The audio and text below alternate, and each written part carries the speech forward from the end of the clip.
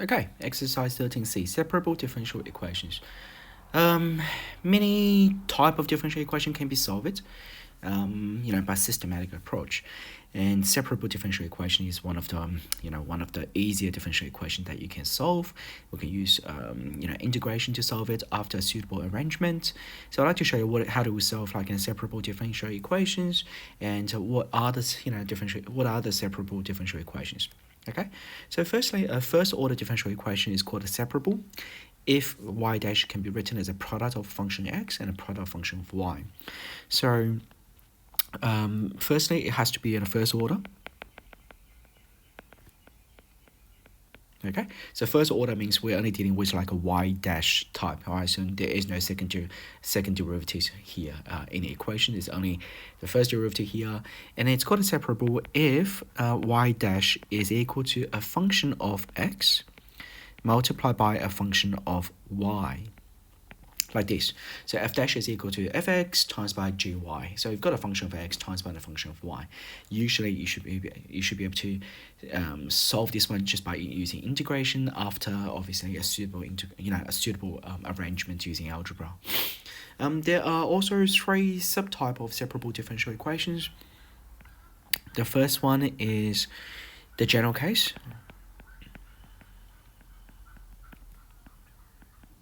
which you do have like just like a normal one. Y dash is equal to fx multiplied by gy.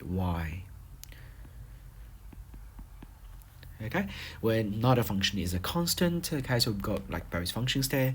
The second case is when you have one constant function. So y dash, for example, is equal to fx, where in this case the gy function is just equals to 1. Okay, so it's equivalent to an indefinite integrals. So then the third case, obviously now the third case is just going to be, the other one is going to be 1. So f dash is equal to gy. Okay, where fx is equal to 1. Okay. No matter what you do with these three different cases, all right, the method is you need to rearrange the function, so therefore you can actually integrate it, okay, both sides. Okay, so this is kind of an idea what's going on. All right. If you actually study extension 2, you kind of have some idea about how do we solve this one very easily, because in the mechanics topic we are using this kind of method to integrate both sides of equations, to change one function to another function, and so it's not something that's new to you guys. Okay, so I'd like to show you like several steps that you can follow to solve it. Alright, so in order for us to actually solve this, the more important thing is we need to be able to integrate. But then if you look at this function here, we've got y on the left hand side. We also have y on the right hand side. So the first step is you move the y to one side and you keep the x on one side. Okay, it doesn't matter which way. Alright, so the first step you do is you actually move the function in terms of y to the side with y only. Alright, it's okay if you have y dash. So that means you've got 1 over gy function. It can be any function in terms of y. Y dash is equal to the fx function here. Okay. So this is kind of the idea what to do with this case. Now, and then the next step is we can actually change the y dash and write down the y dash in terms of like dy over dx. So that becomes 1 over gy function times by dy over dx is equal to fx. Okay, so hopefully you actually know what's going on now. We can move the dx over to the right hand side, and we end up with 1 over gy function times by dy on the left hand side, and then fx times by dx on the right hand side.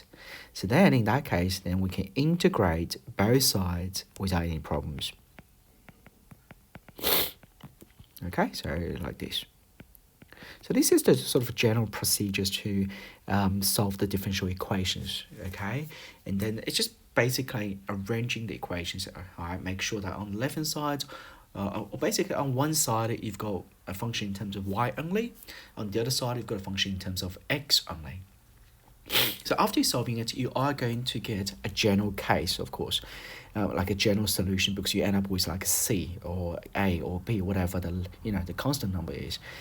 So you can find a particular solutions after you substitute a particular numbers inside. So this the calculation or in the question they will tell you what to do. Okay, so if the question only asks you to find a general case, in that case that's fine, you leave the answer in terms of C. If the question asks you to find a particular solution, whether the curve or function pass through another particular point, so in that case you can solve it that way as well, okay, by finding the actual particular solution. All right, so let's have a look at the first examples. All right, and I'll show you like in the first example how do we do it using this method. So example 1. Right, so the first example is like solve a differential equation y dash is equal to minus 2 x e to the power of y. And then in question 2, you need to find the particular solution. Okay, find the solution if the curve that passes through a point, which that tells you to find what's the value of C. All right, so how would you do this question here? It's actually pretty easy. Again, rearrangement is the key. This is e to the power of y here. As you can see, this is the y function, the gy function. This is the fx function. This is y here. So what you want to do is move the e to the power of y to the left-hand side before you actually do it. So what I'm going to do is do it on the next slide. Okay.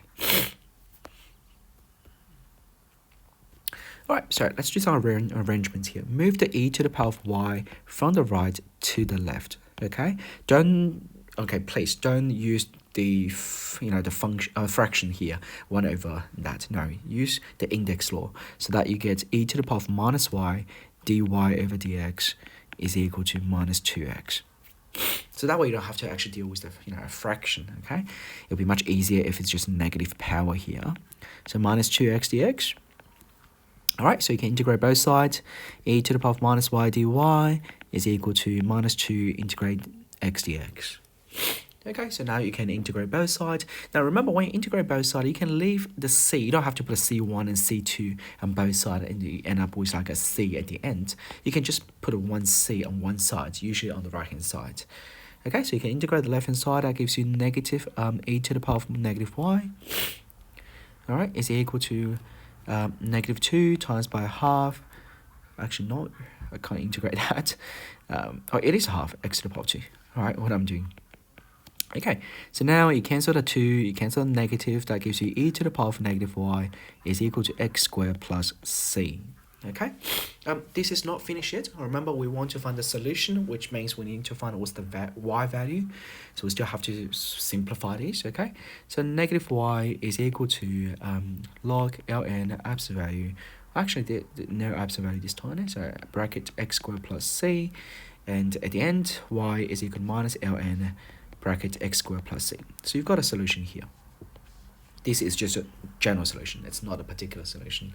So if you want to find a particular solution, for part B, the question asks you to find the solution of the curve that passes through 0, 0. So in that case, okay, so we just need to substitute the 0, 0 back inside the equation, and we should be able to do it without any problem here. All right, so therefore then we've got y equals to negative ln bracket x squared plus c. We sub x equals to 0, y equals to 0 inside. So that gives us 0 is equal to ln negative ln x squared plus c, or x is equal to 0. Oops. Okay, so we do have 0 is equal to ln c. C must be equals to 1. Okay, so therefore the final answer, y is equal to minus ln bracket x squared plus 1. That is one particular solution for that differential equation here. Now, please also remember this. This is an equation, so like in all the other equations, you'll always be able to check if your answer is correct or not, like both answers. You'll always be able to check by just substituting that into the left and the right-hand side of equation. Okay, and you should be able to check if they are equal to each other, then your answer is correct for that answer there. Otherwise, you might make some algebra mistake somewhere. Okay, so remember, this is just an equation, so it's the same with the other equations. Make sure that you check if you have time to see if your answer is right or not. Okay, all right. Now I'd like to do another example to show you what happens when we have a particular style of question. The first step is actually find a constant solution. So as you can see, the solution we have here from the previous exercise. I remember I told you guys that solution of differential equation usually is just like it's a function in terms of x, or it's a function in terms of y, depends on the question. However, sometimes you also have a constant function as a differential equation. Okay, and this is something we'll have to pay attention with as well. All right, okay, so question B, y dash is equal to, solve y dash equals to negative x y squared. And then this is just part B. So is that question B? Sorry, that's example 2, sorry. Okay, so that is example 2. All right, example 2, that's question A of example 2. And question B is we just find a particular solution.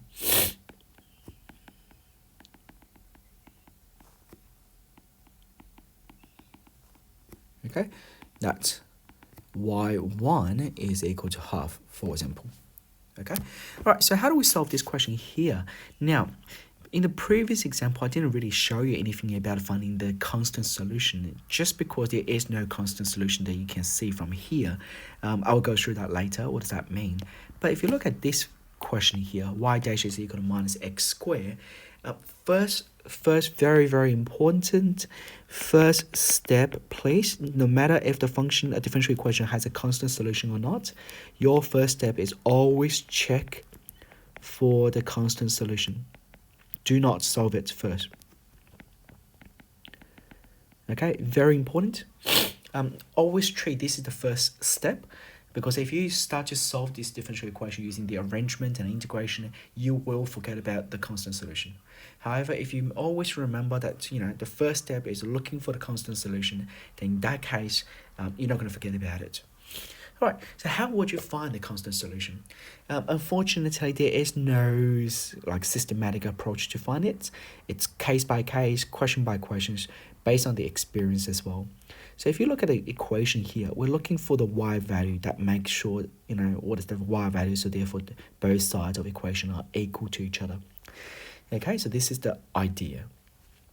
Okay, so think about it. If I let y equals to 0, start with a different number. If I let y equals to 1, then y dash is equal to 0.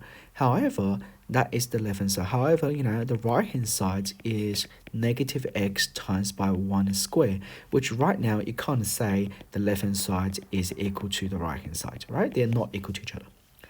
However, if we let y equals to 0, that special number here, then the left hand side of the equation is y dash, which the derivative of 0 is equal to 0.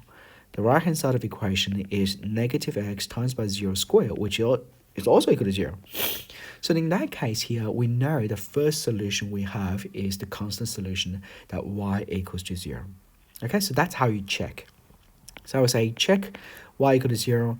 So therefore, y equal to 0 is a constant solution. Okay? All right, so now once you have this constant solution, then what we can do is start to solve this question using the proper method. So the next step I need to do is move the y square over to the left hand side, but then you have to pay attention here. If you move the y dash to the left hand side, you're basically dividing both equation by y to the power of 2. However, if y is equal to 0, you can't divide because the denominator is equal to 0. So therefore, that's the reason why we need to find the constant solution. That's somehow like this also gives you some idea. That is the restriction, and so therefore, that's how we find a constant solution that way as well. Okay? All right. Anyway, we already know the constant solution is equal to 0. So in that case, we don't need to worry about it. We can actually divide both sides by y squared, because we know for that particular solution, y is not equal to 0 anymore. Okay? Hopefully you understand what I'm talking about. All right. So I'm just going to start with the next page. We have y dash equals to minus xy squared. All right, if we divide by y squared both to the left hand side, then we get y to the power of minus 2. Okay, remember, don't put it into a fraction. If you really want to do that, I'm not going to stop you. Okay, and then move the dx to the other side, and now you can integrate both sides like what we did before. So it's actually pretty straightforward now. The algebra itself, it's not that crazy. It's just like you need to remember to check for the constant solution. Apart from that, the rest of the question should be okay. Now what you need to do is integrate both sides. So you get minus y minus 1 dy. Oh no, there's no dy here. Oops. Okay, minus 1 is equal to minus half x to the power of 2 plus c. Alright, so we can actually remove all the minus, so therefore y to the power of negative 1 is equal to half x squared. It should be minus c, but it doesn't really matter. It could be like just c2 here. Okay, it's just a constant. Alright, so now what we need to do is substitute the values inside. We know that that is just a general solution, if you want. For the particular solution, we know that y, I'm pretty sure y1 is equal to half, so we can just do a substitution inside. So half to the power of negative 2 is half times by 1 squared plus c. So therefore 2 is equal to half plus c. c is equal to 3 on 2. Okay, so therefore final answer y dash to the power of negative 1 is equal to half x squared plus 3 on 2. But this again is equal to y to the power of negative 1. So I guess what we need to do is change that into the proper like y in terms of a number there. Okay, so therefore final answer y is equal to 2 over x squared plus 3. Okay. That is how you solve a separable differential equation when you have a constant solution to check first. All right, so it's very important that's the case. All right, make sure you check it all the time and make sure that's always the first thing you do before you actually work out the answer for the rest of the other, like a particular solution or general solution. All right, so now I'd like to do an example 3 here. Example 3 is a typical example where it shows you what happens when you have when you encounter like an absent values inside of your answer there, and what are you going to do to remove the absent value and why you need to remove the absent value. Okay, so here's the question. Solve y dash is equal to x 1 minus y. Okay, how do we solve this one here? So once we get to this point, then the next step we need to do is remember, if we want to solve this, we need to find the constant solution first. Okay, I'll give you time to think about what is the constant solution while I'm writing the second part of the question down. Remember, the constant solution is always a solution that satisfies both sides when you substitute the answer inside. Usually it's constant, so it's not it's not going to be in terms of x or in terms of y. It's just a number. So you need to think about what is the particular number that gives you both sides equals to each other. Okay. All right. So let's have a look. We've got y dash is equal to x 1 minus y.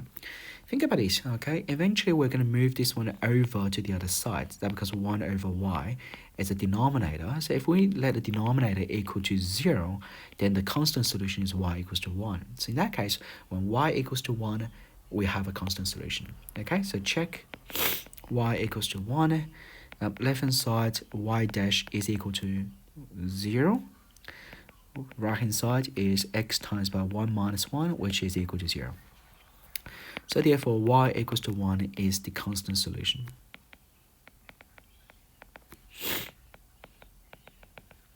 Okay, so once you have that, now we can actually start to solve this equation here now. All right, to solve this equation, the same thing applies. 1 over y minus 1, 1 minus y dy is equal to x dx. Integrate both sides, okay. So we end up with this, x dx. Now here comes the issue with the logarithm. It's a logarithm integration, so that's negative ln absolute value 1 minus y. And then this is just equals to half x to the power of 2 plus c. Okay, so here's the little issue here. The issue is, how do I deal with the absent value? How do I remove it? How do I know if it's positive or negative? It's actually pretty easy to understand here. Okay, so what I'm going to do is just move the negative to the left-hand side. So you've got ln 1 minus y absolute value is equal to negative half x squared. It should be a minus c, but again, as I said, it doesn't matter. Okay. Now, the next step is you can actually switch y minus 1 and a y minus y inside absolute value. It gives you the same answer at the end. Okay, remember that at the absolute value, it doesn't really matter. You can actually switch it like from the beginning, from here, change that into y minus 1 and put a negative 1 on the top. It's the same thing, all right? Eventually, you are going to get the same answer here as well, all right? Because remember that negative goes to here. So it doesn't matter. You can try if you want to. All right, the reason I switched this around is because I don't want to introduce another negative at the end, okay? Now, if we start to use the logarithm laws to change that into e to the power of half x squared plus c, we get to this point. Now, once we get to this point, the next thing it's very interesting is just have a look at this on the right-hand side. That's e to the power of whatever the power. I don't care the power here. But this is e. The base number is a positive number. So if the base is a positive number, overall the right-hand side is positive, which means this absolute value has to be a positive has to be positive as well. So therefore, we can now remove the absolute value and change that into the positive e to the power of half x squared plus c. Okay, so once you have finished this, there's another sort of steps you can do, especially when it comes to the topic of exponential growth and decay. There's one more thing you can do. If you don't like the c to be on the top, you can put a c or constant number in the front of this exponential function. And this is how you're going to do it. Using the index law, we can change that into e to the power of c here plus 1. Okay, remember I'm just using the index law here. Separating the power, seems the power is just, there's an addition of the power here. So therefore, it's multiplication. Once we have done that, we can replace, let e to the power of c, since we know that e to the power of c is also a constant number. So e to the power of c equals to a. Okay, so in that case, we're going to get y equals to a e to the power of negative half x squared plus 1. Hopefully that this looks really familiarized. Okay, so like AEKT, it's like an exponential growth and decay equation. Okay, so that is the general solution to our answer here. Do I really need to change that into A, or can I keep the answer C there? Obviously you can keep the answer C. You don't have to change it all the time. It's up to you. All right, if you ask me what's the best way of doing it, I would say I would change it. Okay, so again, it's totally up to you. Now we're going to find a particular solution when the curve passes through the origin and when the curve passes through 1 and negative 1, 1. Okay, all right, so I'm just going to move this one above a bit so we have more space. Okay. All right, so part B, particular solution. So when the curve passing through 0, 0, we're going to substitute 0 inside. Okay, that give us a plus 1 is equal to 0. A is minus 1. All right, so for the first particular solution, y is equal to minus e to the power of minus half x squared plus 1. Okay. All right, the second particular solution is when we have a second point, 1, 1. Okay, so if we substitute 1, 1 inside, let's see what we are going to get. We'll get to this point. Okay, all right, and so how do we do that? Well, think about it. How do we solve this one? Left-hand side is equal to 0, so that's a e to the power of negative half. So the only case then, the only case that the right-hand side is equal to 0 is when a equal to 0. Okay, so therefore in this case here we have y equals to 1, and as you can see here, that is the constant solution we had previously. Okay, all right, so that's all. That's how you actually solve this question, this differential equation question. So it's a fairly easy topic exercise to learn it. The question itself is not hard at all. Especially the process is always the same no matter what question you're getting. It's always moving y to one side of the equation, moving x to the other side of the equation, and you are using different integration to solve it. In the meantime, you also need to check for constant solution. Once you finish, the answer here, you also need to find a particular solution when they give you a particular point. All right. Apart from that, everything else should be quite easy. All right. Thanks for watching.